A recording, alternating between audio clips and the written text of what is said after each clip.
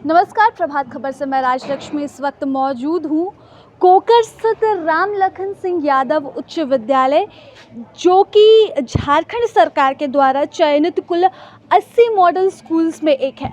और आज हम आपको इस मॉडल स्कूल की दुर्दशा बताएंगे। जी हाँ, दुर्दशा ही कहेंगे इसे, जिसकी तस्वीरें हम आपको आज सीधे कैमरे के माध्यम से दिखा रहे हैं, जहां पर या 2 क्लासरूम्स के बच्चे जो हैं वो क्लासरूम के अभाव में इस तरह से दरी पर बैठकर पढ़ने को मजबूर है। यहां पर लड़कों की पंक्ति आपको दिख रही है और इस तरफ लड़कियों की पंक्ति दिख रही है जो कि क्लास 7 के हैं।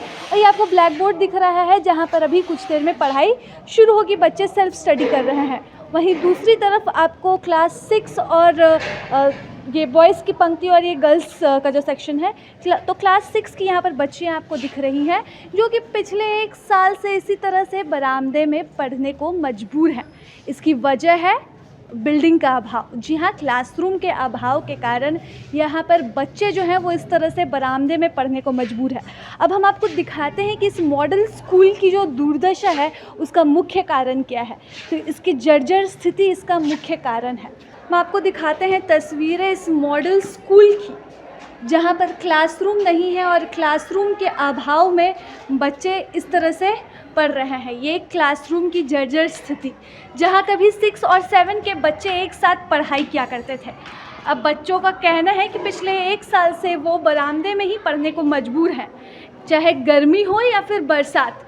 ठंड के मौसम में कभी कभार वो धूप में आसमान के नीचे पढ़ लेते हैं, लेकिन कभी भी गर्मी और बरसात में वो इसी तरह से पढ़ाई करते हैं। ये क्लासरूम की जर्जर स्थिति जो कि अब पढ़ने लायक नहीं बची है। इस कारण अब बच्चों को जो टीचर्स हैं वो डर के माहौल में बरामदे में पढ़ाने को मजबूर है। शिक्षकों का कहना है कि कई बार शिकायत के बावजूद भी स्थिति में कोई सुधार नहीं हुआ, जिसके कारण पिछले 2 साल से बच्चों को बरामदे में ही पढ़ाया जा रहा है। पेरेंट्स को मना करने के बावजूद वो बच्चों को दरी में बिठाकर पढ़ाने को तैयार है।